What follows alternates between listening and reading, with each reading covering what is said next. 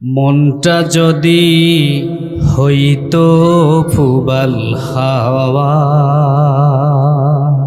হইতো যদি শুভ্র কবুতর, মেঘের ঢানায় বাসিয়ে দিতাম মদিনারি পথে, যেথায় আমার প্রিয় নবী ঘুমায় নিরন্তর, যেথায় আমার প্রিয় রাসূল ঘুমায় নিরন্তর। আল্লাহুম্মা সাল্লি আলা, তোমার জন্য মন কাঁদে, আখি কাঁদে, ভুবন কাঁদে, হে রাসূল তোমারি জন্য মন কাঁদে, আখি কাঁদে, ভুবন কাঁদে, শুধু বেদনায় স্মৃতিগুলো এসে বাসা বাঁধে। আল্লাহুম্মা সাল্লি আলা।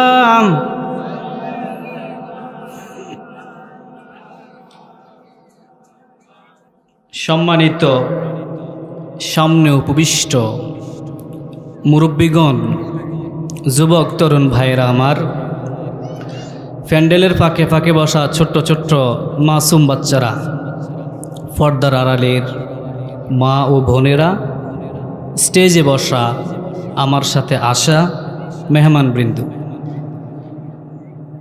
মাইকের আওয়াজ যতটুকু যাচ্ছে, প্রিয় দিনদার আবেদা জায়দা মা ও বোনেরা, সামনের মিডিয়ার ভাইয়েরা, আসসালামু আলাইকুম ওয়া রাহমাতুল্লাহি ওয়া বারাকাতুহু। ঐতিহ্যবাহী লাকসাম থানার অধীন ঐতিহ্যবাহী এলাইস পশ্চিমপাড়া যুব সমাজের উদ্যোগে আজকের এই বিশাল তাফসিরুল কোরআন মাহফিল, যে যুবকদের অক্লান্ত পরিশ্রমে আজকের এই মাহফিলের আয়োজন, প্রবাসীর ভাইয়েরা, যুবক ভাইয়েরা এবং মুরব্বীদের বুদ্ধি পরামর্শে আজকের এই মাহফিল সকল যুবক, সকল মুরব্বী এবং সকল প্রবাসী ভাইদেরকে আল্লাহ কবুল করুক বলে আমিন। প্রিয় মুসল্লিগণ, তাফসির শব্দের ব্যাখ্যা হলো উন্মুক্ত করা, খুলে দেওয়া। প্রায় মাহফিলের ব্যানারে এবং পোস্টারে লেখা থাকে তাফসিরুল মাহফিল। এই তাফসির শব্দটার অর্থ হলো কি? খুলে দেওয়া, উন্মুক্ত করা। অর্থাৎ তাফসিরুল কোরআন মানে এই কোরআনের ভিতরে যে আয়াতগুলো আছে এগুলার ব্যাখ্যা, শানে নুজুল, বিস্তারিত আলোচনা, এটার নাম হলো তাফসির। বুঝতে পারছেন সকলে? আজ আমরা কথা বলবো পবিত্র কোরআনের 28 নম্বর একটি সূরা। এর আগে আমার সাথে সকলেই বলেন তো, পবিত্র কোরআনে মোট কয়টি সূরা আছে? 114টি সূরা রয়েছে।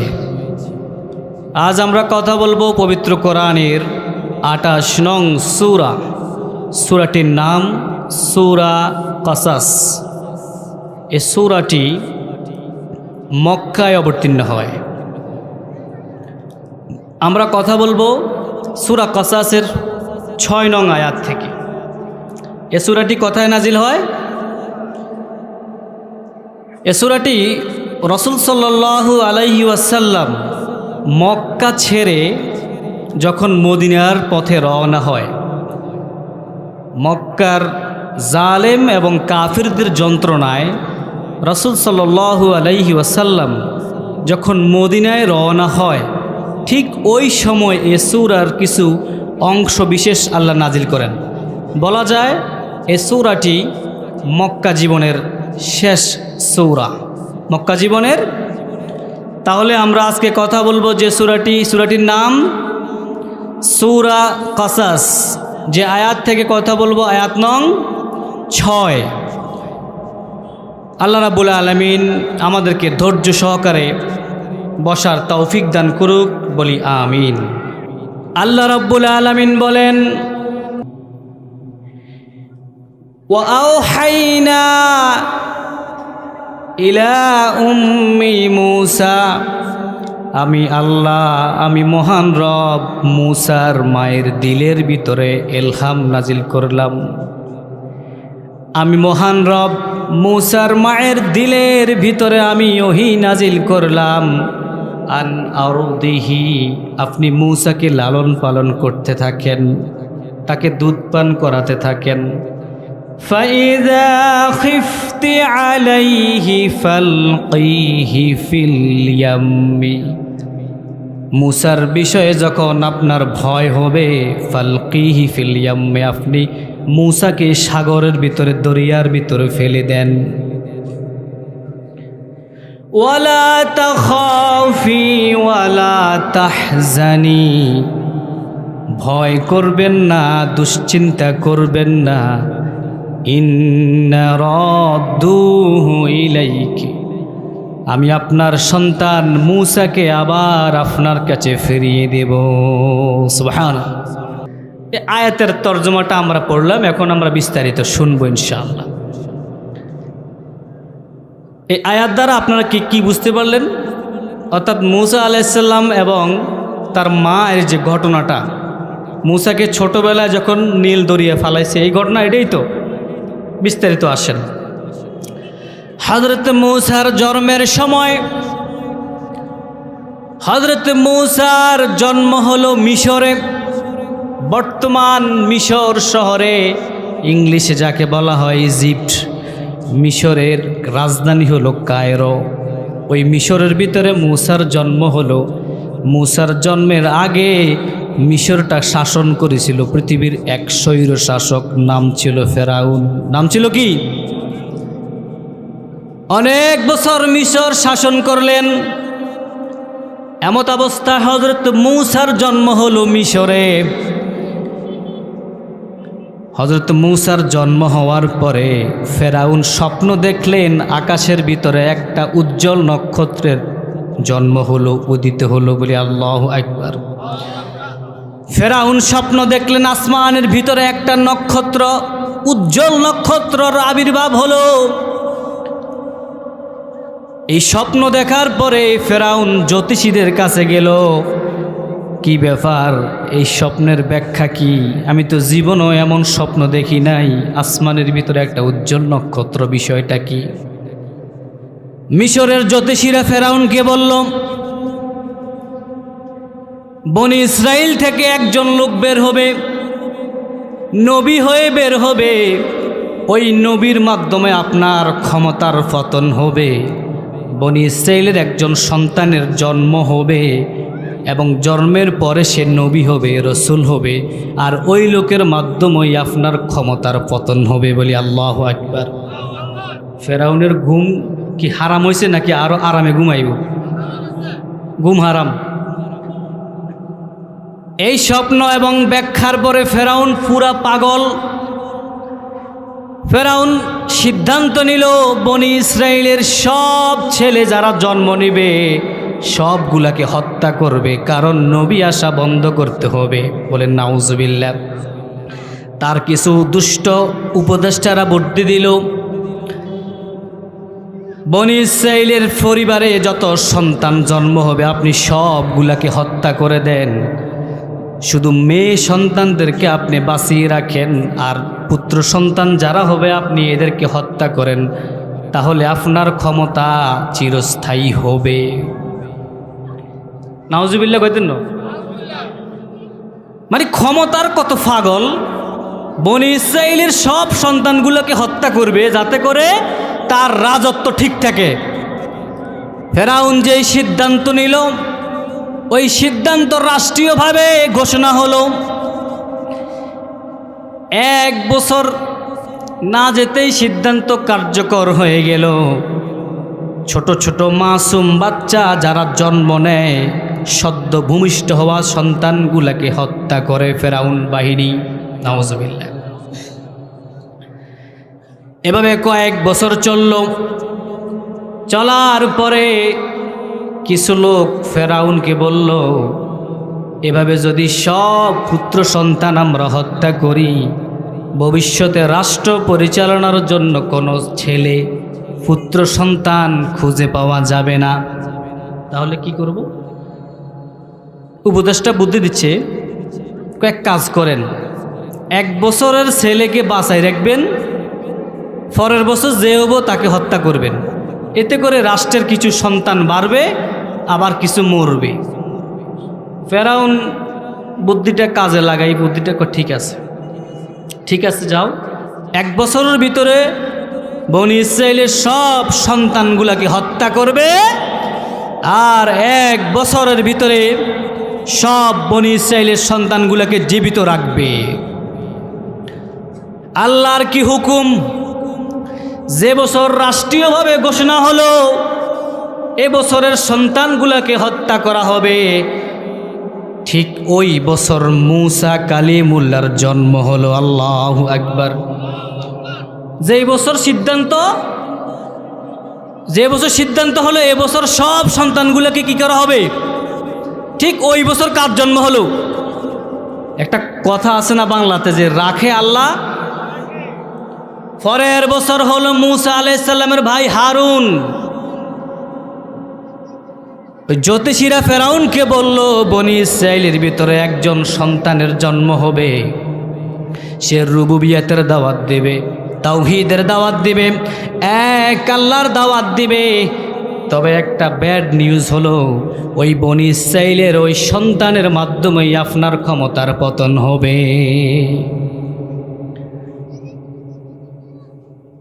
সিদ্ধান্ত হলো রাষ্ট্রীয়ভাবে 1 বছরের সন্তানগুলোকে হত্যা করো। ওই বছরে মূসা কালিমুল্লাহর জন্ম হলো।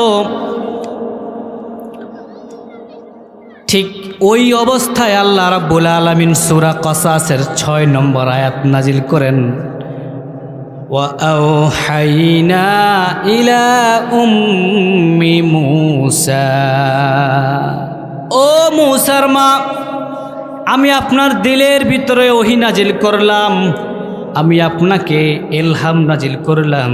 ফাইদা খিফতি আলাইহি, যদি রাষ্ট্রীয়ভাবে সিদ্ধান্ত হয় ওকে হত্যা করা হবে, তাহলে আপনি কি করবেন? ফালকিহি ফিল ইয়াম্মি, আপনি মূসাকে দরিয়ার ভিতরে নিক্ষেপ করে দিবেন, তবে ভয় করবেন না। ওয়ালা তাখাফি ওয়ালা তাহজানি, চিন্তা করবেন না। ইন্না রাদুহু ইলাইকি, আপনার ওই মূসাকে আমি রব, আমি আল্লাহ আবার আপনার কাছে ফিরিয়ে দেব। আল্লাহু আকবার। আল্লাহ মূসা আলাইহিস সালামের মাকে বলছে যে, যদি দেখেন যে ফেরাউন সরকার হত্যা করা শুরু করছে, তখন আপনার সন্তানকে কি করবেন? ফালকিহি ফিল ইয়াম্মি, সাগরের ভিতরে ভাসিয়ে দেন। আল্লাহ বলছেন ফালকিহি ফিল ইয়াম্মি, ও মূসার মা, ফেরাউন সরকার যদি আপনার ঘরে ঢুকে সন্তান হত্যা করে, যদি এমন পরিবেশ তৈরি হয়, ফালকিহি ফিল ইয়াম্মি, আপনি মূসাকে দরিয়ার ভিতরে ফেলে দেন। আচ্ছা, এতটুকু পর্যন্ত আসেন। এরপরে রাষ্ট্রীয়ভাবে সিদ্ধান্ত হলো এই বছরের সন্তানগুলোকে হত্যা করা হবে, জবাই করা হবে। ফেরাউনের ওই রাষ্ট্রীয় সরকারের লোকজন বাড়ি বাড়ি ঘরে ঘরে গিয়ে তল্লাশি শুরু করলো। মূসার মা মূসাকে দুধ পান করাতে লাগলেন, ভয়ে ভয়ে দুধ পান করাতে লাগলেন। মূসা আলাইহিস সালামের একজন বড় বোন ছিল। মূসা আলাইহিস সালামের মা ও বোনকে বললেন, মেয়েকে বললেন, যাও দেখো তো সরকারি লোকজন আসছে কিনা। মূসা আলাইহিস সালামকে দুধ পান করায় আর বলতেছে, দেখো তো ফেরাউন বাহিনীর লোকজন, মানে ভয়ে ভয়ে ওরা দুধ পান করাইতেছে, না জানি কখন তার গুন্ডা বাহিনী চলে আসে হত্যা করার জন্য। নাউজুবিল্লাহ। এর আগে আপনাদেরকে আমি বলে রাখি, এ পৃথিবীতে যত স্বৈর শাসক ছিল, যত স্বৈর শাসকের জন্ম হয়েছে পৃথিবীতে শুরু থেকে শেষ পর্যন্ত, ফেরাউন ছিল এক নাম্বার স্বৈরশাসক। ফেরাউনের উপরে কোনো স্বৈরশাসক নাই। তার রাষ্ট্রীয় গুন্ডারা এভাবে হাজারো বনি ইসরাইলের সন্তানগুলোকে কতল করছেন। আমি যতজন মানুষের জীবন নিয়ে গবেষণা করছি, সবচেয়ে বেশি গবেষণা করছি এই ফেরাউনকে নিয়ে। ফেরাউন শুধু একদিক থেকে খারাপ ছিল না, শুধু রাষ্ট্রটাকে রাজতন্ত্র কায়েম করে নাই, ফেরাউন ওই মিশরের ভিতরে মানুষগুলোকে দুই ভাগে রাখছে। কয় ভাগে? ফেরাউন ওই মিশরের ভিতরে, বর্তমান মিশর ইজিপ্ট শহরকে দুই ভাগে রাখছে। যারা তার কথা শুনছে এদেরকে সে সকল সুযোগ সুবিধা দিত, এবং যারা মূসা আলাইহিস সালামের দাওয়াত শুনে আল্লাহর পথে যারা আসছে এদেরকে সে অত্যাচার করত, রাতের আধারে তাদেরকে অত্যাচার করছে, এমন স্টিম রোলার চালাইছে। ওই ফেরাউন এখন একটা স্বপ্ন দেখে পাগল হয়ে গেছে যে তার তো পতন নিশ্চিত, অতি শীঘ্রই তার পতন হবে বনি ইসরাইলের একজন সন্তানের জন্ম হওয়ার মাধ্যমে। আর ওই সন্তানটা হলো মূসা কালিমুল্লাহ। এখন মূসার জন্ম হয়েছেনি, আপনাকে ওয়াজ শোনেন, মূসার জন্ম হয়েছে। মূসা আলাইহিস সালামকে তার মা কি করতেছেন? দুধ পান করাচ্ছেন। এমন অবস্থায় ফেরাউন সরকার বাহিনী চলে আসলো বাড়িতে বাড়িতে, কারণ রাষ্ট্রীয় ঘোষণা অনুযায়ী এই বছর বনি ইসরাইলের সন্তানগুলাকে হত্যা করার কথা। মূসা আলাইহিস সালামের একজন বোন ছিল বড়, মা বললেন বাইরে গিয়ে দেখো ফেরাউন সরকারের লোকজন আসছে কিনা। ছোট্ট ওই মেয়েটা বাহিরে গিয়ে খোঁজ নিয়ে আসলো, মা সর্বনাশ হয়ে গেল, আমাদের বাড়ির আশেপাশে সবগুলো মানুষ পালায়ন করতেছে, ঘর বাড়ির ভিতরে আগুন জ্বালিয়ে দিল ফেরাউন সরকারের দুষ্ট লোকেরা, আর সদ্য নবজাতক শিশুগুলাকে হত্যা করতে লাগলো। কার ঘরে সন্তান আছে না নাই মা আমি জানি না, কিন্তু আমার ঘরে তো আমার ভাই মূসা আছে। এ কথা শোনার পরে মূসার মা দুশ্চিন্তা হয়ে গেলেন, চিন্তার ভিতরে পড়ে গেলেন, ছোট্ট মূসাকে নিয়ে কি করবেন। আল্লাহ রাব্বুল আলামিন আয়াত নাজিল করেন, ফালকিহি ফিল ইয়াম্মি, আপনি মূসাকে দরিয়ার ভিতরে ফেলে দেন। ওয়ালা তাখাফি, ও মূসার মা আপনি ভয় পাবেন না। ওয়ালা তাহজানি, চিন্তা করবেন না। ইন্না রাদ্দুহু ইলাইকি, আমি আল্লাহ, আমি রব, আমি মহান সত্তা আপনার মূসাকে আবার আপনার কাছে ফিরিয়ে দেব। আল্লাহু আকবার। আল্লাহ পারে কি পারে না? আল্লাহর কারিশমাটা দেখে না, কি রব আমরা পাইছি। আল্লাহু আকবার। ফেরাউন সরকারের ভয়ে মূসার মা মূসাকে সাগরের ভিতরে ফেলে দিলেন। তাফসিরে জালালাইনে আসলো, যেই টুকরিটার ভিতরে ফালালেন ওই টুকরির ভিতরে কিছু খড়কুটা ছিল। একটা টুকরির ভিতরে খড়কুটা দিয়ে মূসাকে দরিয়ার ভিতরে ফেলে দিলেন। আল্লাহ রাব্বুল আলামিন পানিকে বললেন, ও পানি তুমি ঊর্ধ্বমুখী চাপ প্রয়োগ করো। কোন চাপ? ক্লাস 9-এর কিছু পড়া আছে, সায়েন্সের পড়া আছে, পানির ভিতরে যখন প্রেসার দেওয়া হয় পানি তখন ঊর্ধ্বমুখী চাপ প্রয়োগ করে। আমরা যখন বিমান চালাই বা বিমানে যখন আমরা উঠি, এত ওজনের বিমানটা এটা কিভাবে চলে? কম্প্রেসারের মাধ্যমে। কিসের মাধ্যমে? হাওয়ার মাধ্যমে। হাওয়া তৈরি করে প্রেসার ক্রিয়েট করে, এরপর বিমান শূন্যে বাসে। সুবহানাল্লাহ। এভাবে আল্লাহ পানিকে বলে দিলেন, ও পানি, ও সাগর, তোমার সৃষ্টিকর্তা আমি তোমাকে বললাম আমার মূসা ওই সাগরের ভিতরে টুকরির ভিতরে আছে, খবরদার আমার মূসা যেন না ডোবে, তুমি ঊর্ধ্বমুখী চাপ প্রয়োগ করো। বাতাসকে বললেন, ও বাতাস, আমি তোমার খালিক, আমি তোমার সৃষ্টিকর্তা, সুন্দর করে বাতাসটা হালকাভাবে বাতাস করতে করতে আমার মূসাকে তুমি ফেরাউনের বাড়ি পর্যন্ত নিয়ে যাও। আল্লাহু আকবার। কি ভাই, এটা কেমন কথা? যেখানে ভাগের ভয়, এখানে কি আশ্চর্য ব্যাপার নয়? ফেরাউনের ভয়ে মূসার মা মূসাকে কি করছে? ফানিতে পালাই দিয়েছে, সাগরের ভিতরে। আবার আল্লাহ বলতেছেন যে এই ফানি, এই বাতাস আমার মূসাকে ফেরাউনের বাড়ি পর্যন্ত নিয়ে যাও। আল্লাহু আকবার।